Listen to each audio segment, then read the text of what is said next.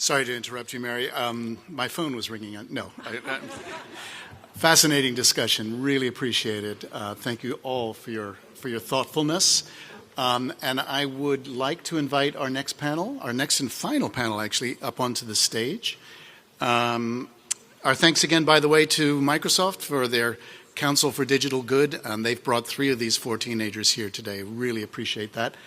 And we're going to show a very short video, a PSA that was put together by Snap and by the Ad Council.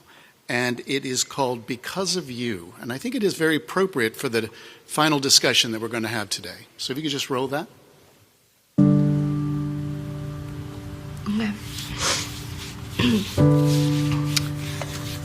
Because of you, I felt hopeless.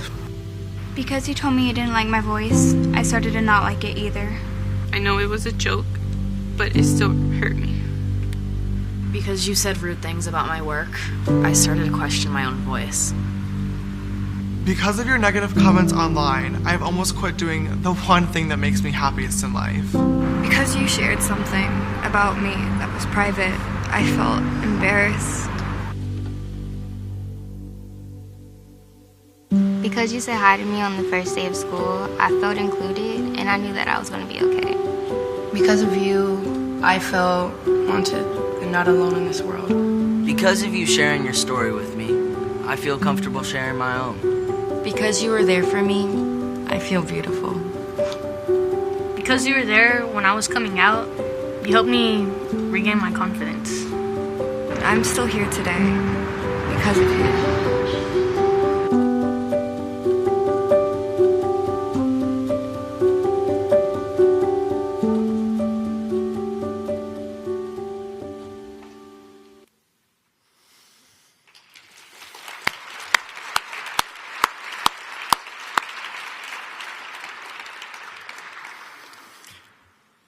I'm moved every time I see that one.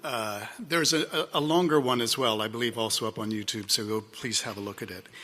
So I'd like to introduce our next quite extraordinary panel. And before we actually get into the discussion, in fact, we're going to ask them to introduce themselves.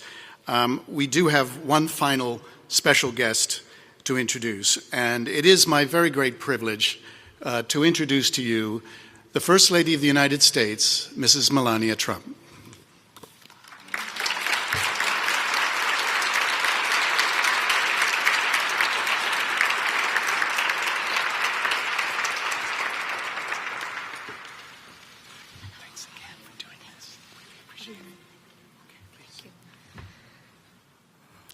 Good afternoon. Thank you, Stephen. It is good to be here with all of you to take part in the Family Online Safety Institute's annual conference. I want to thank all of you for being here today so we can address the important issue of online safety for our children. This year's conference theme is creating a culture of responsibility online. And that is one part of what my initiative, Be Best, is all about. As a mother to a young son, I feel strongly that we must begin teaching children at a very young age about the importance of online safety and responsible habits. As I am sure we can all agree, it is hard to go a day without using the internet. In fact, much of how we communicate is through networks or platforms including email, messaging apps, texting, and social media. The ease of access and instant communication provides all of us with many benefits and opportunities such as the ability for people to connect on a global scale, access to educational tools, opportunities for ideas to spread, and possibilities for the world to connect and grow. However, such growth in technology does not come without its challenges. When students attend school, sports clubs, or church, they learn how to interact with their peers in person. This includes how to be fair, respectful, trustworthy, and caring towards others. One of the challenging questions I have as a mother and as a First Lady is how these interpersonal lessons can translate into our digital world. Today's technology provides people with a digital shield to hide behind, and being anonymous often takes the place of being caring and responsible, which can lead to children and adults feeling empowered to be unkind and at times cruel. I'm so glad that organizations such as the Family Online Safety Institute can gather children and technology companies together to answer one vital question. How can we teach our children not just the importance of online safety, but the need for online responsibility? Be Best is dedicated to shining a light on programs that address this very question. Teaching children the importance of being safe and positive online is crucial to creating a better future for the next generation. We must give children the tools needed for success at a very young age, and this includes helping them grasp online responsibility and the importance of their overall well-being in the online world. As I have said before, it is not news or surprising to me that critics and the media have chosen to ridicule me for speaking out on this issue, and that's okay. I remain committed to tackling this topic because it will provide a better world for our children. And I hope that, like I do, you will consider using their negative words as motivation to do all you can to bring awareness and understanding about responsible online behavior. In my time as First Lady, I have been lucky to meet many bright children, teens, and young adults who are taking leadership roles in online safety and responsibility among their peers. Earlier this summer, I met with students who are a part of Microsoft's Council for Digital Good, a platform designed to allow students to demonstrate their individual expressions of what it means to be civil in this digital age. Their projects were not just impressive. They have the capacity to create real impact, and I'm so pleased to share the stage with a few of them today. They're our future leaders, and I applaud them for taking action and for the work they have done in promoting positive social media use. Please join me in applauding these amazing young adults.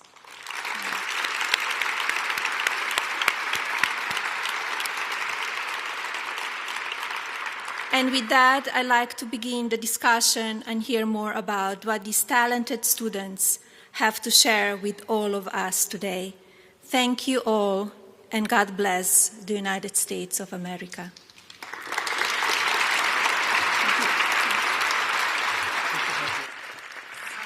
Thank you. Thank you. Are we on?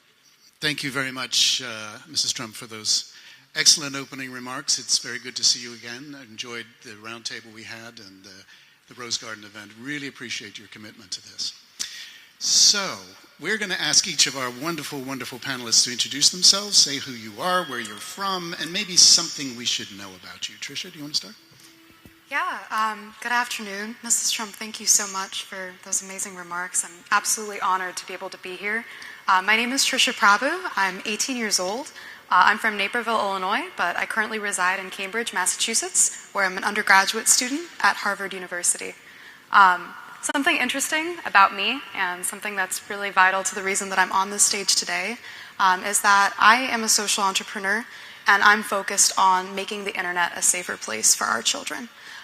So for me, my focus is creating digital solutions to try to stop cyberbullying before the damage is done. In my youth, I was bullied and cyberbullied. It had a profound impact on me. And I think that this is an initiative that is really important that we need to focus our attention on. So when I was 13 and read the story of Rebecca Sedgwick, an 11-year-old girl who took her own life after being cyberbullied, I decided that I didn't want to be a bystander. I wanted to be an upstander. Excellent. Thank you very much. Judah? My name is Judah. I'm 14 years old. I'm in the 8th grade. I live in Nashville, Tennessee. And one interesting thing about me is that I don't have social media or a smartphone. I actually just got my very first flip phone. And it's been great. But that's the main thing about me and how I'm going to, stand up in this digital age, just preaching the message of, you don't really need all that to be included in friendships and be included in your school. Thanks very much. Hi everyone, my name is Christina Woodrow. I'm 17 years old from Atlanta, Georgia. And so for me, definitely growing up, I had an older brother, and so I was always a big gamer. And since I was like 7-year-old, I was always on the PC, that sort of thing. And so I definitely had some own personal experiences that kind of led me to be here today. And I'm just really excited to share the stage with all of you guys and just talk about these issues. So thank you. Thank you. My name is Bronte Johnson. I'm 18 years old. I'm from Columbus, Ohio. And kind of like what Christina said, growing up, I've always been a really big gamer, PC games, Xbox, PlayStation, the whole 9 yards. And technology has always been a really big part of my life. So I'm happy to have served on the council and to continue to do stuff like this. Yes. Well, fantastic and nice to see you, some of you, and nice to meet you. I just want to know what inspired you in your community that you started with anti-bullying and social media. So like I mentioned, when I was 10 or 11, I started receiving messages on my phone and on social media, and some of them targeted really basic things like my hair or my clothes, but some of them went as far to attack my family and to say really rude things about me, and just felt very alienated in my own community in a place that was supposed to support me. And so for a very long time, I wanted to hide my voice. I didn't want to talk about what had happened to me. I wanted to forget it, like most victims of bullying and cyberbullying. But when I read this story of this young girl who took her own life after being cyberbullied for 1.5 years, and then I started to do more research and realize just how much of an impact this issue has on teenagers, I really realized that there was an impetus for action, and that as a teenager, as someone who had been through the experience myself, I had a unique perspective that I could bring to the table. And so that's really how I got started. And then for me, actually my parents started an organization called Parents Who Fight, and they were reaching out to parents to help those parents' kids. And that really kind of sparked me applying for the Council for Digital Good with Microsoft. And that really just kind of sparked my decision in caring for other people and how to protect them online. And really, just through that, I was so inspired by the rest of the people on the council, and they drove me. They've driven me to go to amazing efforts to speak at my parents' presentations, and really also, like she said, just my unique perspective of not having a smartphone or social media, being offline but still connected with others. I've used that platform to reach parents and let them know that their kids don't really need a smartphone when they're 12, and they don't really need social media. Definitely for me, I feel like I had more traditional experiences, and that when I was in elementary school, I heard the classic talks from counselors and my parents, don't say anything that you wouldn't say in front of your grandmother, and those kinds of lessons. But a lot of times that doesn't really resonate with kids much, except when I was in 5th grade, we had a guest speaker come, and she basically gave one of those presentations. But at that time, in all my PC gaming, I actually had an experience that her stories kind of resonated, and I was like, oh shoot, maybe I am doing some of these things I really shouldn't be doing. And so the fact that it resonated with me, but I noticed that it didn't resonate with anyone around me, I definitely felt like as I grew older that I wanted to maybe turn the tables a bit and talk to adults as a kid and say hey, maybe you can reach more people in this way. So that was definitely my drive for joining the council and this kind of work. Yeah, in elementary school, I stayed with the class that I'm now graduating this year with. But when I first was in elementary school, you would always see your classmates, and you'd meet a friend, and you'd be like, oh, let's be friends, and you'd stick with this person all throughout. But there was always this one person that it'd be silent, like a silent little conversation we would have between each other. But we would always pick out someone who would always be the outsider. And it would always be like this throughout every grade level you'd go through. And so growing up, I would always notice this. And when I heard about the Council for Digital Good, I thought, maybe this is an opportunity to change that, finding someone who's that outsider and making them feel like an outsider all throughout high school. So that's kind of why I'm here. I want to push for that change. Great. And how you reaching out to other anti-bullying? How you reach out? Do you go through social media? Do you have a special conferences, smaller ones? So how you reach out to the other peers?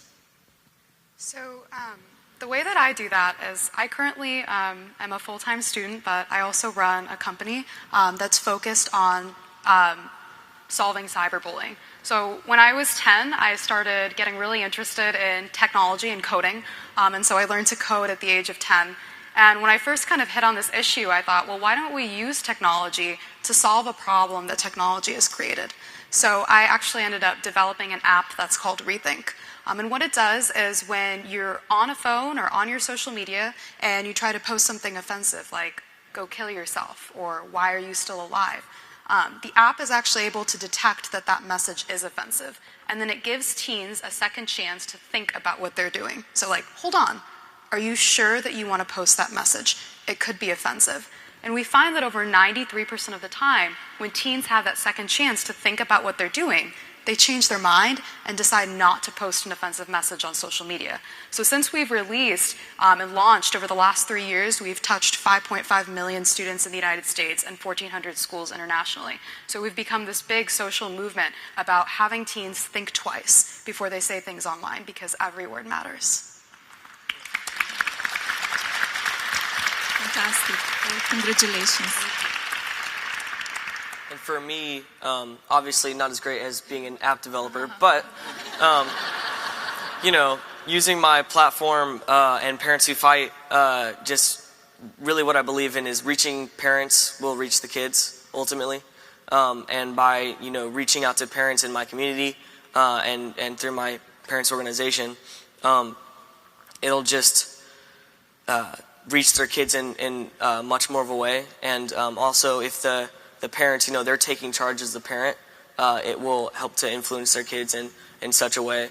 I really believe that improving online connections, the way you do that is by improving real life connections. And that's just the basic thing that I believe in.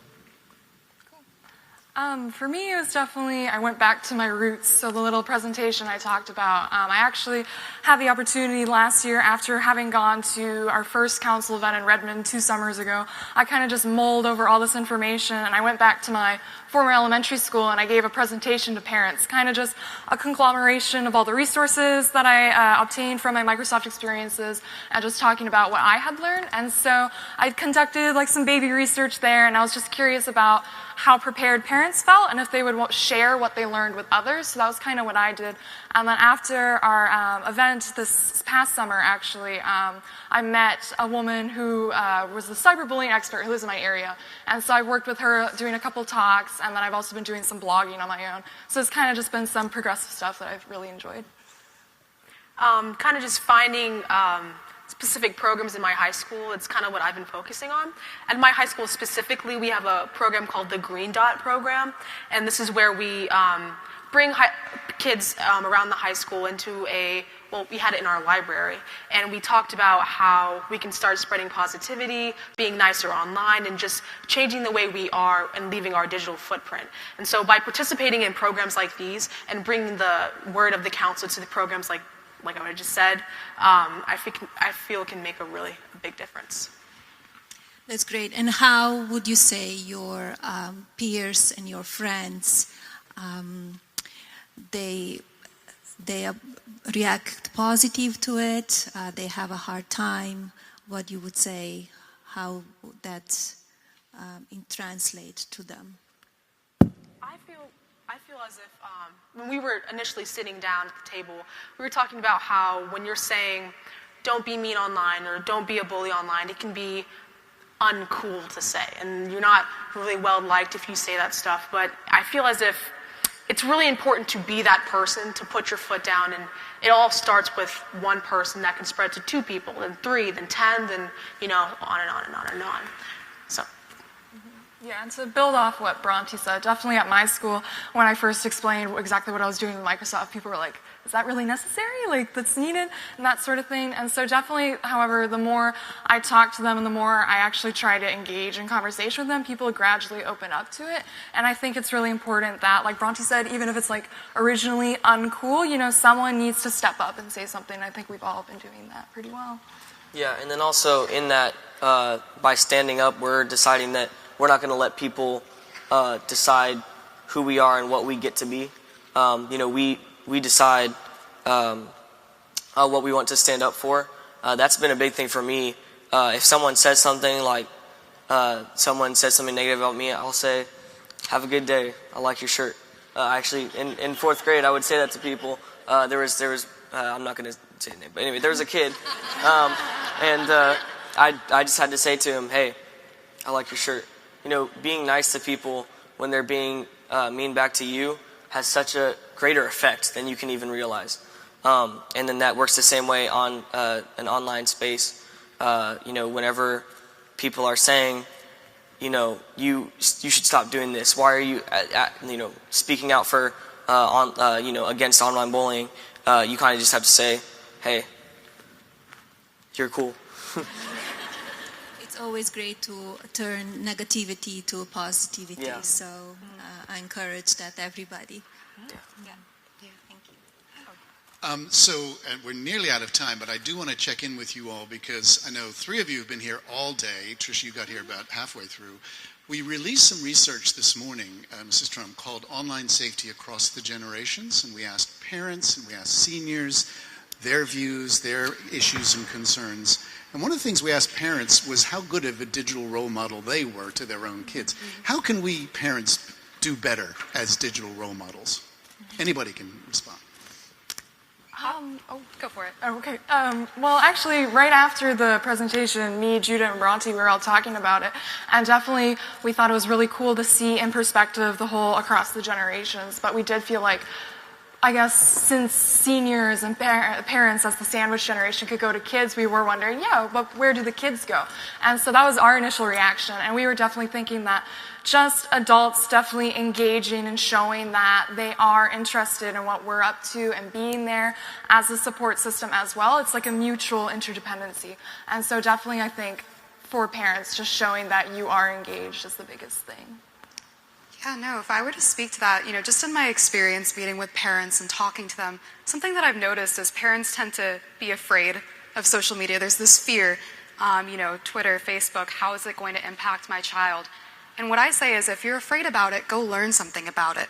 I think it's 2 things. One, it's educating yourself, you know, about social media, about what your teens can experience on social media, and what kind of an impact it can have on them. I think the second thing is making yourself a resource. I know so many kids who feel like they can't talk to their parents about social media or about their experiences at school being bullied, or about cyberbullying experiences.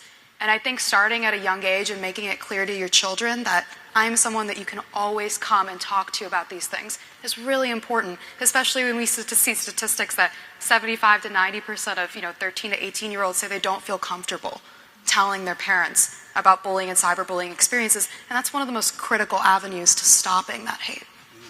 And then also on that, there's so much power as a parent to your kids by taking your phone and putting it down and talking to them.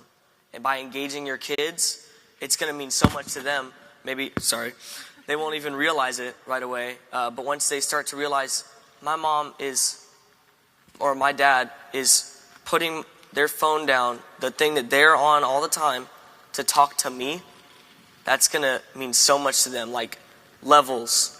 And even when my mom talks to me every day, I know that I can talk to her about things that are deep personal things in my life. and personal questions I have. So yeah, just by engaging with your kids, you'll create that deeper relationship. And just letting them know that you're there for them. You know, I went to a breakout session, and I forget who said it, but they said kind of make it talk to them and keep it short. Don't lecture them, but like keep your conversation short. So you can say, here, I'm going to talk to you about X, Y, and Z. I'm not going to talk to you about A, B, C, D, E, F, G. You know what I mean? So if you keep the conversation short, to the point, say, hey, I'm here if you ever need to talk, and without that fear of being in trouble or getting yelled at or anything to that nature, I feel like you can really relate to your child and be on the same level. Great. Thank you. Thank you all so much. We've run out of time already, but please join me in thanking this fantastic panel.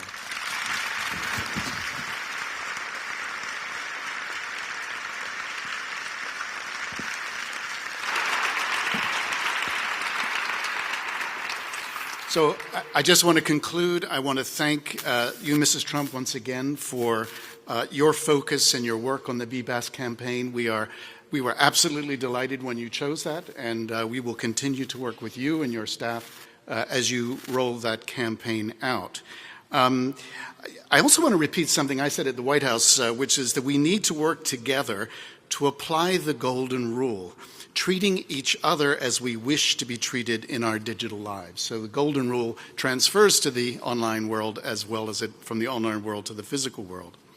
So this brings us to the end of FOSI 2018. I would once again like to thank our corporate and foundation sponsors, without whom this would not have been possible, to our amazing speakers and panelists and moderators and exhibitors and every one of you who have made these conversations so rich and engaging. I want to thank the staff here at the USIP, by the way. Fantastic food, fantastic all the way through the day in spite of the weather. We nearly didn't get here on time, but luckily the government didn't delay us, so thank you for that. And I'm going to embarrass them by asking the FOSI staff to put their hands up, and the volunteers, and a big round of applause for the FOSI team.